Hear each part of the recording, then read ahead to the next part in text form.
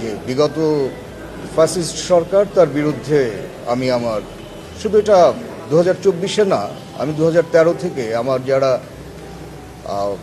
Facebook friend আছেন দেখতে পারবেন যে আমি 2013 থেকে নিয়মিত আমি যা অসঙ্গতি সরকারের যে সমস্ত অসঙ্গতি ছিল এইসব নিয়ে আমি পোস্ট দিয়েছি এবং অনেক অনেক কবিতা লিখেছি। আমি একজন কবিও।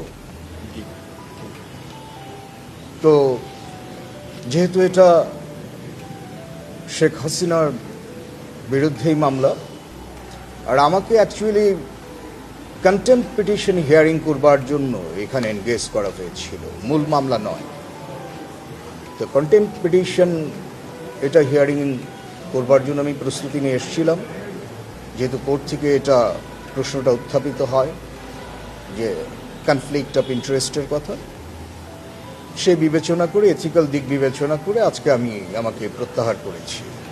আসলে কনফ্লিক্ট অফ ইন্টারেস্টের কথা যখন এসছে, আসলে সততার প্রশ্ন আছে, আমি সততা নিয়ে মামলা করি। যদি এই হিয়ারিংটা করা যেত তাহলে হয়তো আমার আজকের যিনি ক্লায়েন্ট তার সপক্ষেই আমি আমার সমস্ত সাবমিশন আমি রাখতাম। তো যেহেতু সেই সুযোগ হয়নি, আর এটা এথিক্যালও একটা ব্যাপার রয়ে গেছে, কারণ আমি 5 আগস্ট 2024